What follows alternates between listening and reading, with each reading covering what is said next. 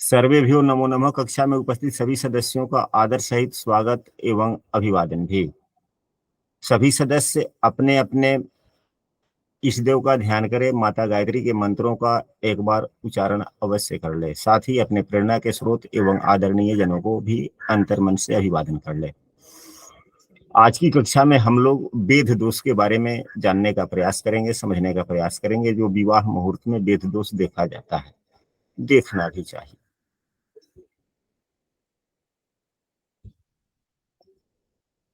अगर किसी ग्रह के द्वारा अगर लग्न भेद हो रहा होता है तो हमारे दाम्पत्य जीवन पर बहुत ही बुरा प्रभाव देता है।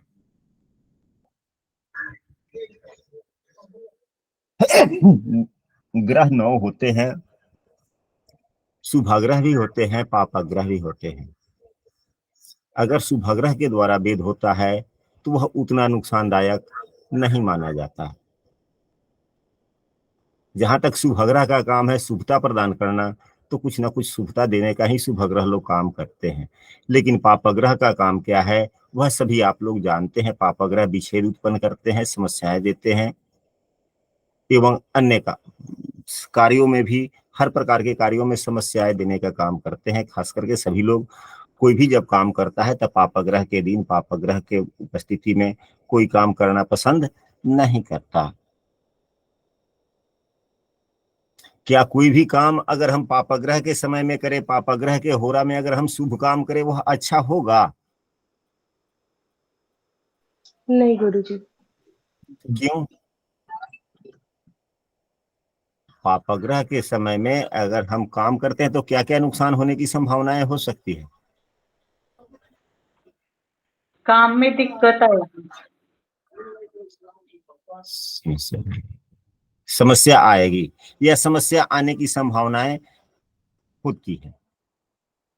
तो ऐसा कहा गया है कि वेद जो होता है, यदि रवि वेदे च वैधव्यम, ऐसा हमारे मुहूर्त शास्त्रों के पुस्तक में दिया गया है, बतलाया गया है कि रवि वेदे च वैधव्यम कुज वेदे कुलक्षयम।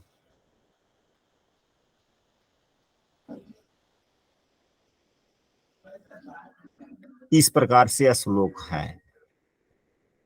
वैसे किसी भी ग्रह से भेद हो वह अच्छा नहीं माना जाता, चाहे सूर्य हो, चंद्रमा हो, मंगल हो, बुध हो, गुरु हो, शुक्र हो, शनि हो, राहु हो, केतु हो, किसी भी ग्रह से भेद अच्छा नहीं माना जाता। इसके लिए हमारे पंचांगों में पंचसला का चक्र दिया गया रहता है। विवाह में पंचसला का चक्र का विचार किया जाता है एवं अन्य सभी शुभ कार्यों में सप्तसला का चक्र का उपयोग किया जाता है और मुहूर्त में इन चक्रों का उपयोग अवश्य करना चाहिए। तो आइए चलते हैं, हम लोग यह जानने का प्रयास करते हैं कि पंचसला का चक्र होता क्या है, हम कैसे देख सकते हैं, इसे कैसे समझ सकते हैं।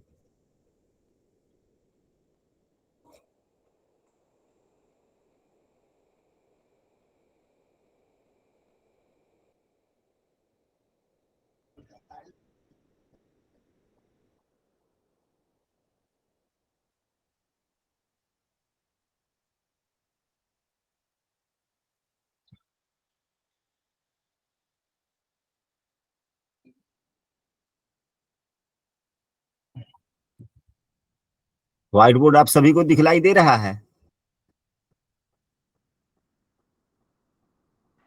जी गुरुजी।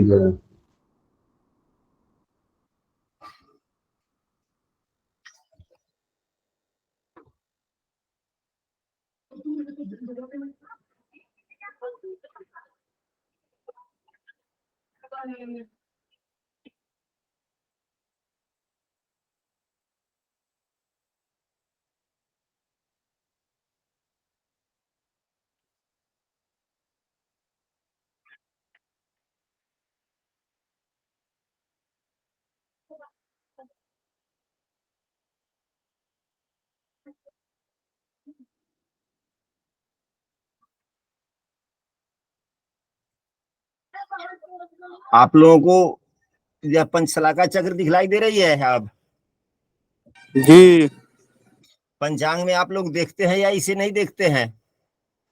नहीं देखा कभी गुरु जी। पंचांग के प्रथम पृष्ठ पर ही है ये, ऋषिकेश पंचांग में है, और सभी पंचांगों में दिया गया रहता है। अच्छा, बहुत से व्यक्ति इस कक्षा में ऐसे होंगे कि जिनके पास में ऋषिकेश पंचांग होगा। ऐसा कोई सदस्य है जो ऋषिकेश पंचांग रखते हो?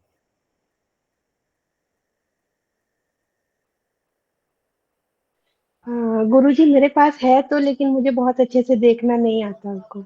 नहीं, ठीक है, लेकिन यह ऊपर में जो पंचशलाका चक्र फर्स्ट पृष्ठ पर ही है, इस चक्र को आपने देखा है कि नहीं देखा है? हाँ जी, मैं मुहूर्त नहीं निकालती हूँ तो मुझे नहीं आइडिया। आइडिया नहीं है, लेकिन पंचांग के सबसे ऊपर हमने पूछा प्रश्न को ही इसके, हाँ, सबसे ऊपर में यहाँ पर दिया गया रहता है कि नहीं दिया गया है? जी दिया गया है। दिया गया है। तो आप लोग अब यहाँ पर स्पष्ट रूप से देखें कि इसमें क्या दिया गया है, हम लोगों को इसका कैसे समझना है, कैसे समझना है। पंचशलाका चक्र, पंच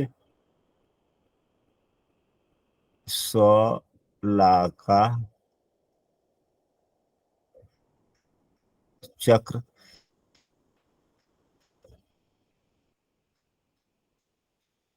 वेद विचार। तो आज की कक्षा की विषय वस्तु है पंचशलाका चक्र। विवाह में हम लोग इसका कैसे उपयोग करें, वेद का विचार कैसे करें, और इसका फल क्या है। यहाँ पर पहले हम लोग इसको समझ लेते हैं। यहाँ पर लिखा गया है कि विवाह में पंचशलाका चक्र। इसके अलावा आप लोग यहाँ पर पंचशलाका क्यों कहा गया है, तो यहाँ पर एक गिने, 1 2 3 4 5, 5 खड़ी रेखाएं एवं 1 2 3 4 5 पड़ी रेखाएं, 5 खड़ी रेखा और 5 पड़ी रेखा, इसलिए इसे पंचशलाका चक्र कहा गया है। यहाँ पर स्पष्ट रूप में दिया गया है, पंचांग में भी, मुहूर्त शास्त्रों में भी इसके बारे में ढेर सारा वर्णन बतलाया गया है कि वधु प्रवेश, दान, वरण, विवाह। वरण का मतलब क्या होता है, समझते हैं आप लोग?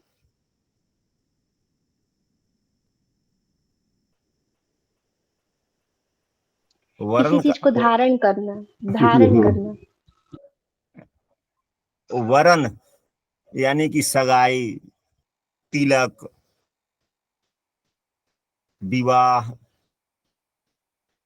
कार्यों में पंचशलाका तथा अन्यत्र कार्यों में सप्तशलाका चक्र, सप्तशलाका वेद का विचार करें। तो हम लोग इसके बारे में भी समझने का प्रयास करेंगे। इसके अलावा अगली कक्षाओं में हम लोग बाण के बारे में भी समझेंगे। तो यहाँ पर यह समझ लिया जाए कि यह क्या है। पंचक 5 प्रकार के होते हैं: रोगबाण, अग्निबाण, नृपबाण, चोरबाण, मृत्युबाण। इसको हम लोग रोग पंचक भी कहते हैं, अग्नि पंचक कहते हैं, नृप पंचक कहते हैं, चोर पंचक कहते हैं, और मृत्यु पंचक कहते हैं।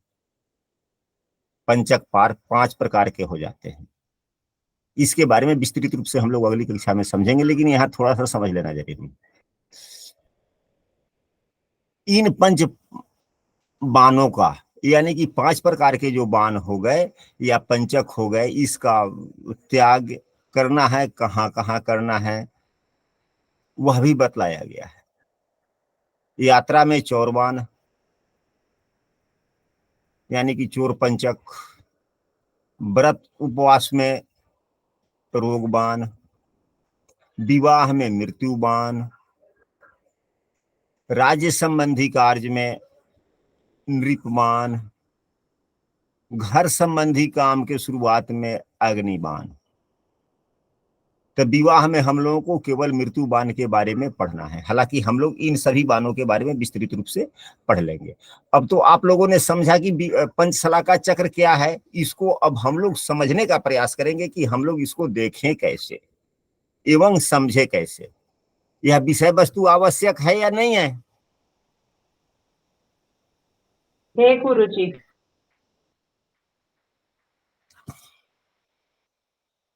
हमारे द्वारा प्रतिदिन कक्षा का आयोजन किया जाता है। यदि कोई कक्षा में नया है तो दिए गए इस नंबर पर व्हाट्सएप कर कक्षा में कंटिन्यू हो सकता है। तो जिस प्रकार का यहाँ पर चक्र हम लोगों ने देखा, हम लोग यहाँ पर चक्र पहले बनाते हैं और चक्र का निर्माण होता कैसे है केवल समझने में समय लगेगा और उसके बाद में देखने के लिए बहुत अच्छे ढंग से हम लोग बहुत जल्दी देख भी लेंगे। तो 5 खड़ी रेखाएं हम लोग खींचते हैं पहले, 2, आप लोग भी अपने अपने नोटबुक पर बनाए, 3,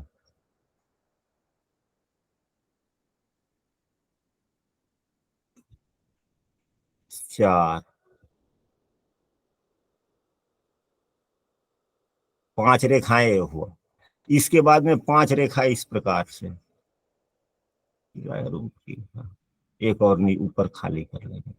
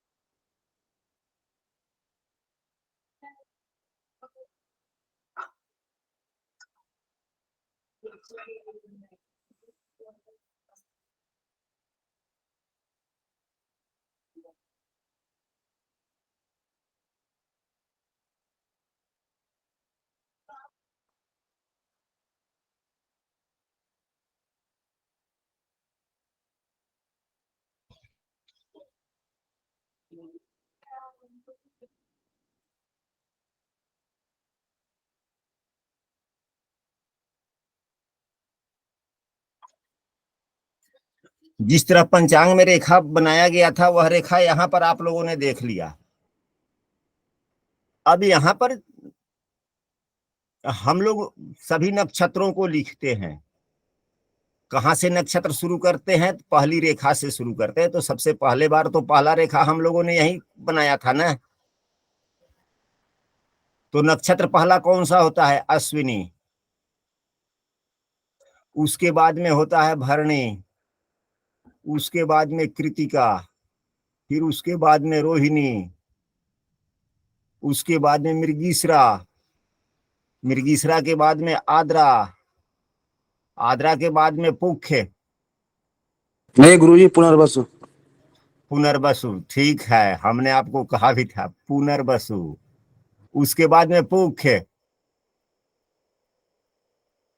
उसके बाद में अश्लेषा, उसके बाद में मघा,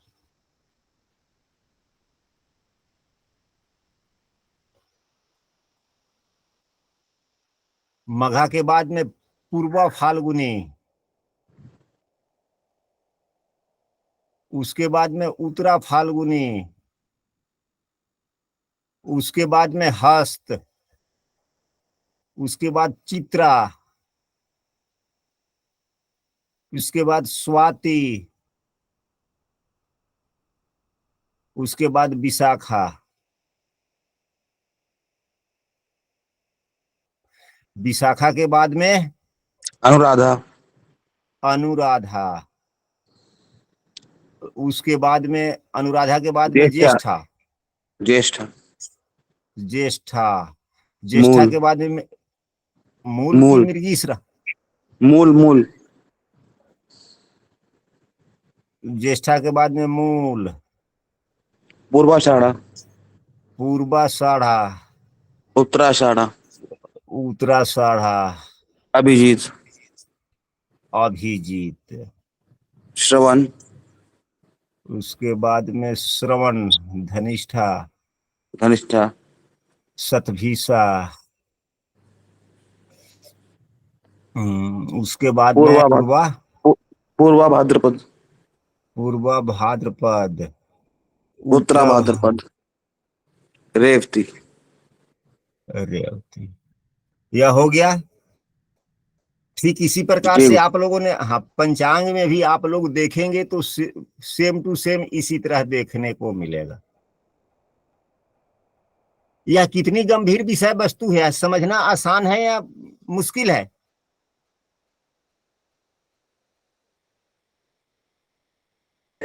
आसान है। कैसे?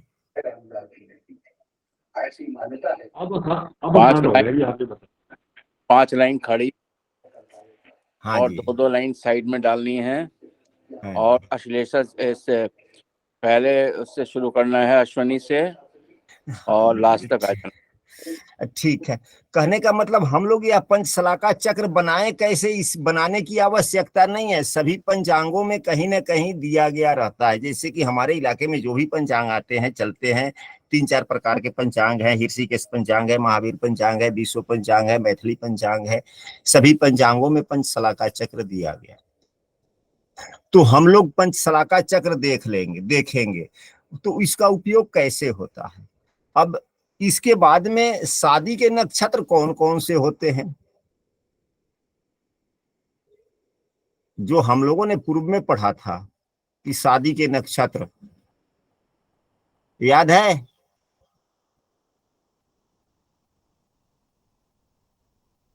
नहीं गुरुजी। तो शादी के लिए जो नक्षत्र है रोहिणी, हम पुनः इस पे निशान लगा लेते हैं। शादी के लिए रोहिणी, तीनों उत्तरा, यानी कि उत्तरा फाल्गुनी, उत्तराषाढ़ा, उत्तर भाद्रपद, तीनों उत्तरा हो गया। उसके बाद में रेवती शादी के नक्षत्र हैं। मूल, स्वाति,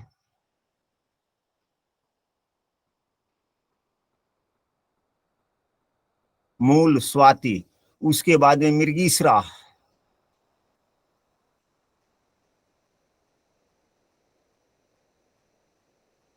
मृगीश्रा के बाद में मघा,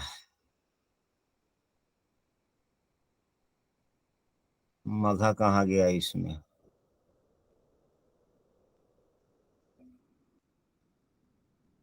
मघा, अनुराधा और हस्त। ये 11 नक्षत्र विवाह के हैं। ये 11 हुए या नहीं हुए? गुरु एक अश्वनी रह गया। अश्विनी रह गया, तो अश्विनी विवाह के नक्षत्र थोड़े होते हैं। इधर ये गिन हमारे गया। वाले पंचांग में दिया हुआ है गुरु जी। हाँ, तो वह क्यों दिया गया है, वह उसके बारे में भी हम बतलाएंगे। वैसे विवाह के 11 नक्षत्र प्रशस्त नक्षत्र होते हैं, अति उत्तम होते हैं। इसके अलावे भी चित्रा नक्षत्र में भी शादी होता है। हमने चित्रा नक्षत्र क्यों नहीं लिखा, इसके बारे में हम आप लोगों को बतलाएंगे। हाँ, यहाँ पर वो भी दिया हुआ है गुरु जी। चित्रा भी दिया हुआ है। हाँ जी गुरु जी, दिया हुआ है वो भी। हाँ, तो कुछ नक्षत्र मध्यम होते हैं, कुछ उत्तम होते हैं। तो जब पहली कक्षा हो रही है नक्षत्रों के बारे में, तो पहले उत्तम के बारे में देखेंगे, फिर मध्यम के बारे में देखेंगे। हर चीज में तो उत्तम मध्यम होते हैं कि नहीं होते हैं? होते हैं गुरु जी। और सभी कार्यों में सभी किसी को तो उत्तम मुहूर्त नहीं मिल पाते ना। तो नहीं कहते हैं मिल कि पाते। ठीक, अगर किसी को यात्रा करना है तो उत्तम यात्रा का जो मुहूर्त है उस पे उसको नहीं हो पाता, तो कहता है कि है कम से कम मध्यम भी हो तो काम चल जाए, तो मध्यम पे कर लेता है। यानी कि नुकसानदायक स्थिति में कोई काम नहीं करनी चाहिए। तो वो सभी नक्षत्र भी फलदायी हैं। वैसे भी श्लोक में भी कहा गया है कि रोहिण्युत्तरयोत्र मूलं स्वाति मृगो मघा अनुराधा च हस्तश्च विवाहे मंगलप्रदा। अच्छा, तो यहाँ तो ये हो गया। अब यहाँ पर जैसे कि उदाहरण स्वरूप आपने कहा अश्विनी ठीक है, चित्रा ठीक है। जिस नक्षत्र में अगर मान लिया जाए कि कोई व्यक्ति आपसे कह रहा है कि हाँ फरवरी महीने में, मार्च महीने में मुझे शादी करनी है, ठीक है, आपने पंचांग देखा, ठीक है, सब कुछ मिल रहा है। अधिकांशतः पंचांगों में विवाह के मुहूर्त के तिथि दिए गए रहते हैं। जैसे ऋषिकेश पंचांग के तो पंचांग के पन्नों में ही दिए गए रहते हैं, सभी पंचांगों में दिए गए रहते हैं विवाह के मुहूर्त। तो जिस नक्षत्र में जिस मुहूर्त पे शादी करनी है, मान लिया जाए कि उस तारीख को रोहिणी नक्षत्र पड़ रहा हो, रोहिणी नक्षत्र पड़ रहा हो, रोहिणी नक्षत्र में शादी होनी हो, तो उसके सामने नीचे कौन सा नक्षत्र आ गया?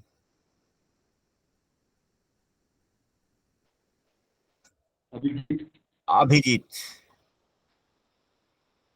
या अगर हस्त नक्षत्र में ही शादी हो रही हो, यानी कि शादी का जो आपने मुहूर्त निकाला वह इन्हीं नक्षत्रों में से तो कोई एक नक्षत्र होगा ना। जी। अगर मान लिया जाए कि आपने अनुराधा नक्षत्र में शादी के लिए दिन निकाल दिया, जो तिथि बन रही है, तारीख बन रही है, वह अच्छा है, सभी को मान्य भी है कि हमें फुर्सत है, शादी की जाएगी, तो ठीक इसके सामने कौन सा नक्षत्र आ रहा है?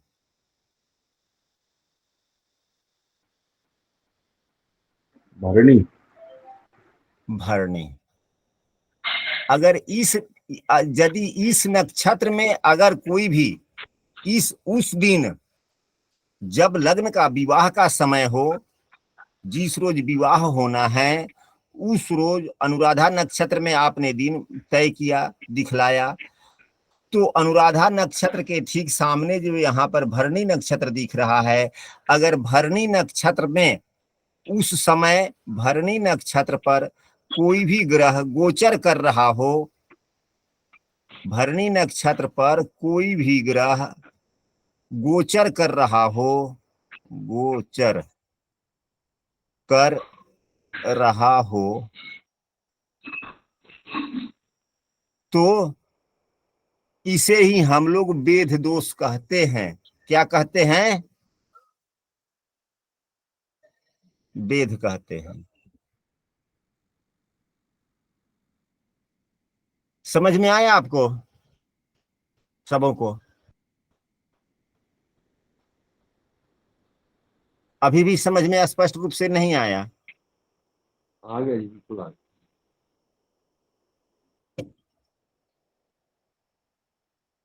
अगर हम स्वाति नक्षत्र जो शादी का है, अगर शादी वाले मुहूर्त वाले दिन, अगर शादी की जो नक्षत्र है स्वाति है, इस पर हम दिन देखना चाहते हैं, दिन मुहूर्त बनाना चाहते हैं, लग्न के लिए कहना चाहते हैं, तो ठीक इसके सामने शतभिषा नक्षत्र है।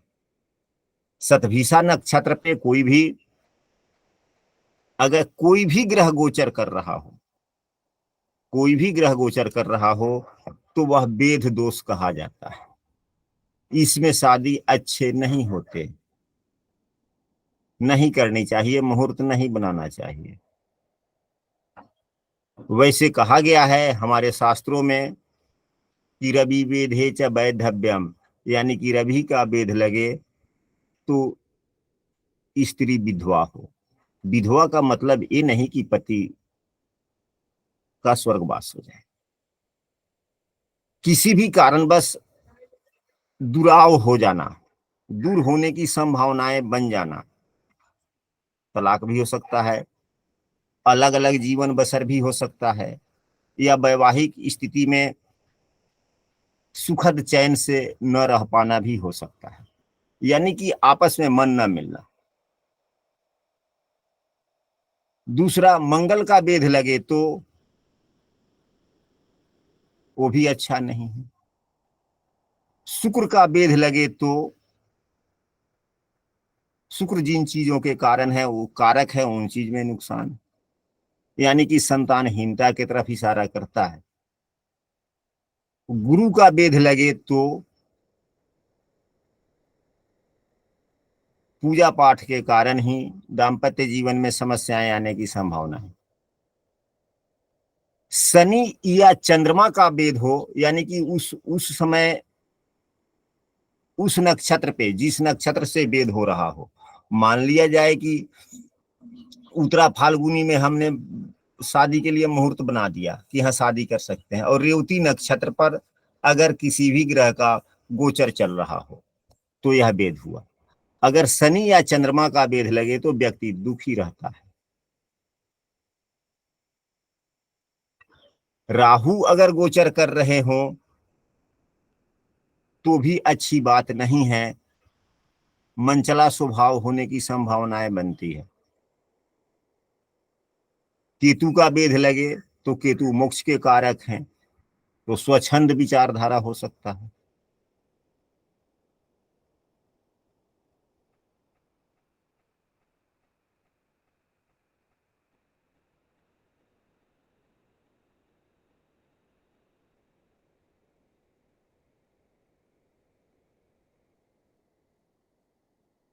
साथ ही एक बात यहां पर और हम लोगों को ध्यान देना चाहिए, तो वह क्या देना चाहिए, तो ऐसा भी कहा गया है, मुहूर्त शास्त्रों में देखने को मिलता है कि जो जन्म नक्षत्र हो, यानी कि मान लिया जाए किसी जातक का या जातिका का जन्म हस्त नक्षत्र में हुआ है, यही 27 नक्षत्र में किसी का जन्म होगा,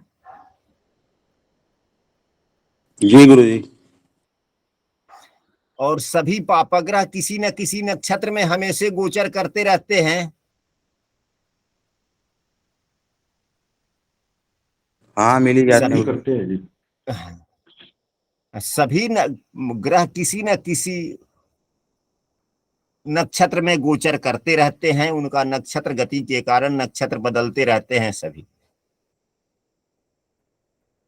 तो अगर कोई भी पापग्रह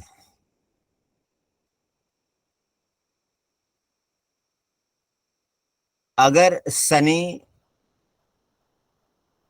मंगल, सूर्य, राहु एवं केतु, ये जो पापग्रह कहे जाते हैं, अगर जन्म नक्षत्र पर गोचर कर रहे हों तो शादी नहीं करनी चाहिए। ऐसे संस्कृत में कुछ श्लोक है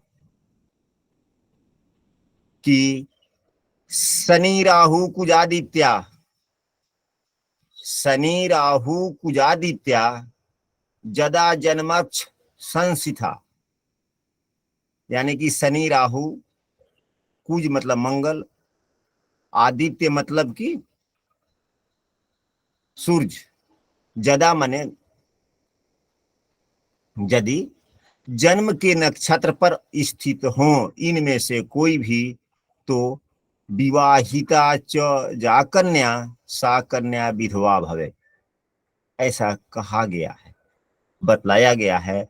तो हम लोग बार बार यह कहते हैं कि विधवा शब्द का एक उपयोग में न लाया जाए कि हाँ वह विधवा ही होती है, लेकिन यह बात स्पष्ट हम लोगों को समझना चाहिए कि दाम्पत्य जीवन में कटुता आने की संभावनाएं बन जाती है एवं बढ़ जाती है।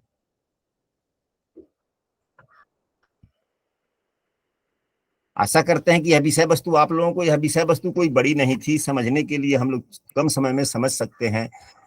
तो क्या इन चीजों का विचार शादी विवाह में करना चाहिए या नहीं करना चाहिए? सर करना चाहिए। करना चाहिए। अच्छा, न करने से क्या नुकसान हो सकता है? यही जो अभी सारे बताए थे, संतानहीनता, वैधव्य और दुख और परेशानी।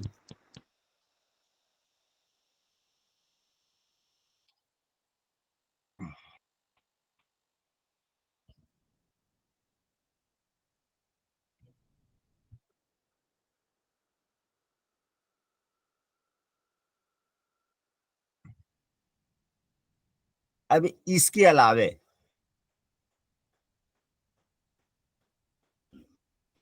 रुकिए, बंद करते हैं।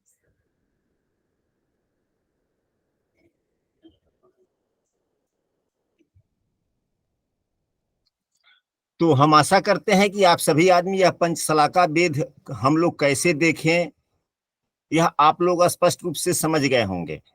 इसकी आवश्यकता विवाह के लग्न मुहूर्तों में कितनी आवश्यक है, इसकी महत्ता को भी आप लोग पहचान गए होंगे। आप लोग यह देखते होंगे या सुनते होंगे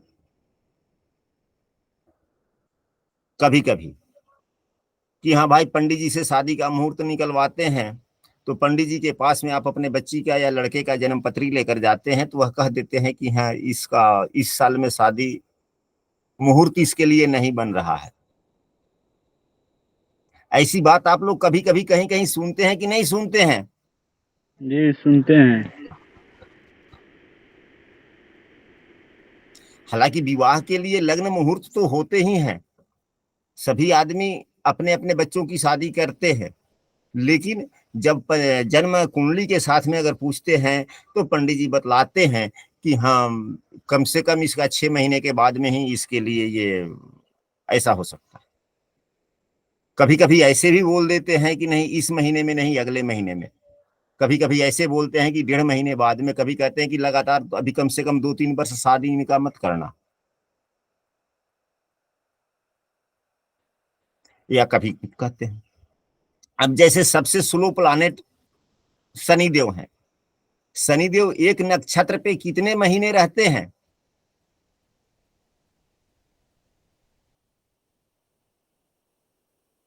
शनिदेव एक नक्षत्र पर कितने महीने रहते हैं, आप लोग बतला सकते हैं? 2.5 साल रहते ना। सुनील शर्मा जी, आप बतलाएं।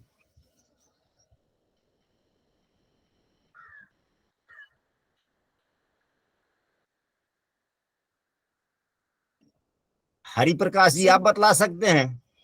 सर 9.5-10 महीने तो रहते होंगे एक नक्षत्र में। गुरुजी 55 में रहते हैं। 55 दिन? हाँ जी। अच्छा जी। हरिप्रकाश जी, आप बतला सकते हैं? नहीं, मेरे को भी नहीं ध्यान में आ रहा। चलिए, तो हम लोगों को कैसे समझना चाहिए, सो मैं बतला रहा हूं।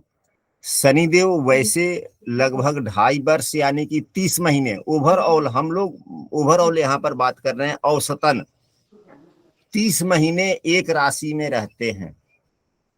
तो एक राशि में 30 महीने रहते हैं, तो 30 महीने में अब एक राशि में, तो एक राशि 2.25 नक्षत्र का होता है, तो हम 30 में 2.25 से भाग दे देंगे। या नहीं 2.25 से भाग देने में समझ में आती है, तो सभी नक्षत्रों के 4 चरण होते हैं, 9 चरण में वह 30 महीने व्यतीत करते हैं। तो 30 में हम लोग किस चीज से भाग दे देंगे? 9 से भाग देंगे। तो 30 में 9 से भाग देंगे तो कितना हो जाएगा? 9 3 27, और उधर बच गया 3 में भी हम लोग 9 से भाग देंगे, यानी कि 3 महीने और 3 3 9, हाँ, 3 महीना तो इधर पूरा हो गया, और फिर उधर 3 महीना बचा हुआ है, तो 3 महीने में हम लोग 9 से भाग देंगे तो 10 दिन आता है। क्योंकि 3 महीनों को अगर हम लोग दिन में बदलेंगे तो 3 3 9, 90 दिन हुए। 90 दिन हुए कि नहीं हुए? जी गुरुजी।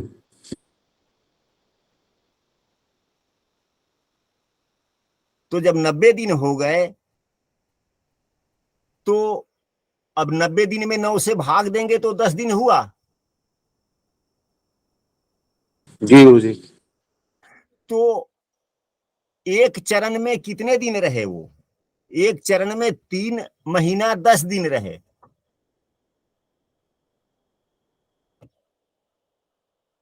तो एक नक्षत्र 4 दिन का, 4 चरण का होता है।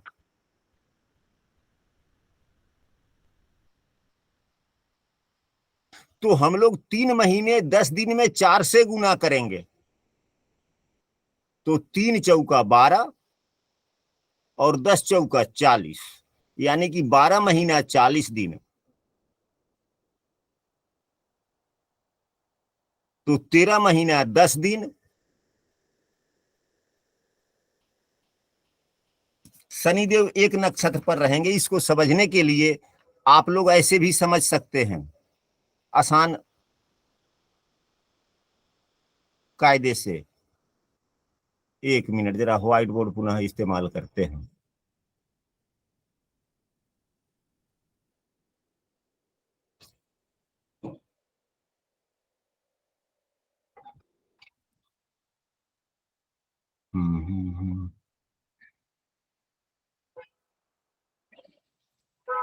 अब मान लिया जाए उदाहरण स्वरूप शनिदेव 30 महीने रहते हैं एक राशि पर। एक राशि पर शनिदेव 30 महीने रहते हैं कि नहीं रहते हैं? रहते हैं गुरु जी गुरु जी। एक राशि में कितने चरण होते हैं? नक्षत्रों के 9 चरण होते हैं। 9 कर जी गुरु जी। तो यह 30 महीने में 9 चरण में भोग करते हैं या 9 चरण में गति करते हैं, तो हम लोग 30 महीने में 9 से भाग दे देंगे तो क्या आएगा? 3 महीना पूरा तो यह कट गया। अगर 30 में हम लोग 9 से भाग देते हैं तो 3 3 9, 9 3 27, तो यह 27 महीना समाप्त हो गया। भाग पहलाया 3 महीने, शेष बचा 3, यह महीना है, इसमें 9 से भाग देना है, तो यह अब नहीं कट रहा है, तो इसको हम लोग दिन में बदल देंगे। तो दिन में बदलेंगे तो 30 से गुना करेंगे तो हुआ 90, 90 में 9 से भाग देंगे तो यह आया 10, तो यह 90 दिन है, तो यह 10 दिन हो गया। तो 3 महीने 10 दिन एक चरण में यह चले। तो एक नक्षत्र जो होता है, एक नक्षत्र 4 चरण का होता है, और एक चरण में 3 महीने 10 दिन। तो 3 महीने 10 दिन में हम लोग किसी से गुना करेंगे? गुने 4 कर देंगे। तो 4 से अगर हम 3 में गुना करते हैं तो 12, यह 12 महीना हो गया।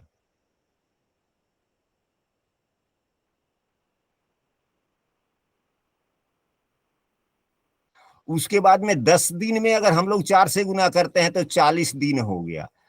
30 दिन का एक महीना होता है, तो इसमें से 30 निकल जाएगा तो यह 13 महीना हो गया, और यह 10 दिन हो गया। अगर मान लिया जाए किसी जातक का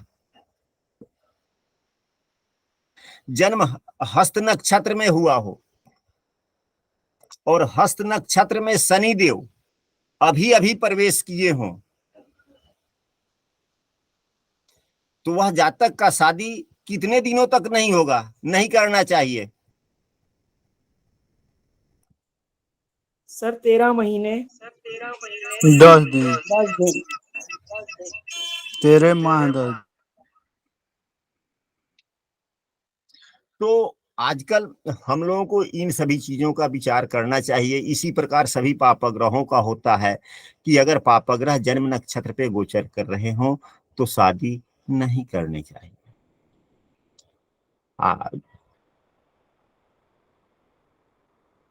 अब आशा करते हैं कि आज की सभी विषय वस्तु आप लोगों को समझ में आया होगा, और समझ में आई है आज की पूरी विषय वस्तु आप लोगों को कि नहीं? जी गुरु जी, बिल्कुल बहुत अच्छे से समझ में आई है। चलिए जी, गुरु रिकॉर्डिंग जी पहले बंद करते हैं।